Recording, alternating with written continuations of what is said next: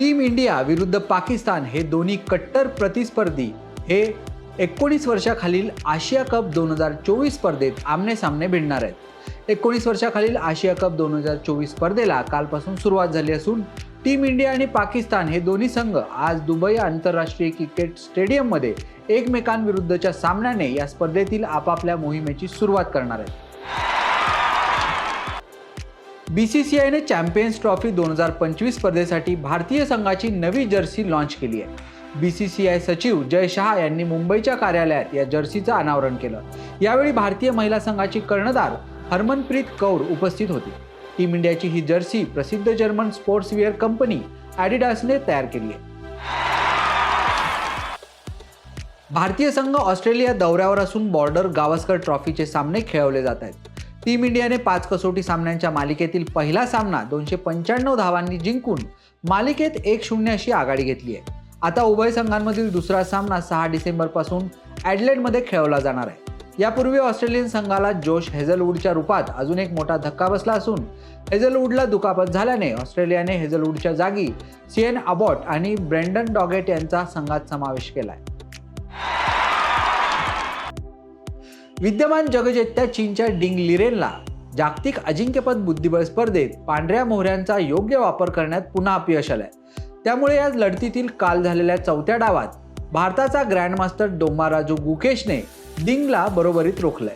जगज्जेतेपदाच्या लढतीत डिंगला दुसऱ्यांदा पांढऱ्या मोहऱ्यांनी खेळण्याची संधी मिळाली, मात्र दुसऱ्या डावाप्रमाणेच 4थ्या डावातही त्याला बरोबरीवरच समाधान मानावं लागलं।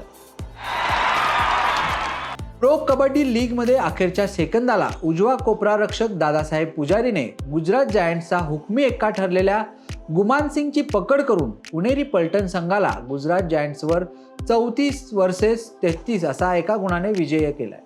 या विजयाने पुणेरी पलटण संघाने गुणतालिकेतील 3ऱ्या स्थानावर उडी मारल्याचं पाहायला मिळालं। ऑनलाईन फिटनेस आणि न्यूट्रिशन्सच्या वतीने आयोजित केलेल्या मीट अँड ग्रीट स्पर्धेत बॉक्सर नीरजने सुपर मिडलवेट लढतीत ब्राझीलच्या न्यून्सवर शानदार विजय मिळवून दिला।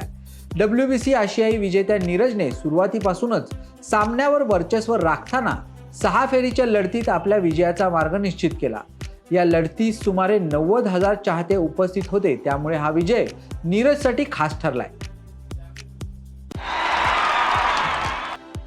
प्रो कबड्डी लीगच्या 11व्या हंगामात हरियाणा स्टीलर्सची विजयी मालिका सुरूच असून त्यांनी काल नोएडा इंडोर स्टेडियमवर खेळल्या गेलेल्या सामन्यात तमिळ थलायवासचा 42 वर्सेस 30 गुणांनी पराभव केलाय।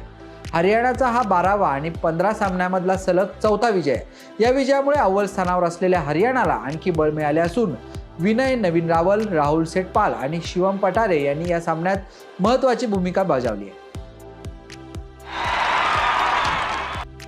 इंग्लंड विरुद्ध खेळल्या जात असलेल्या पहिल्या कसोटी सामन्यात न्यूझीलंडच्या केन विल्यमसनने इतिहास रचला।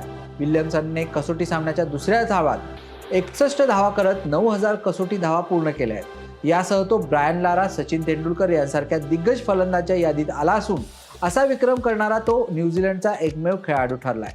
हा टप्पा गाठणारा विल्यमसन जगातील 3रा वेगवान फलंदाज ठरलाय।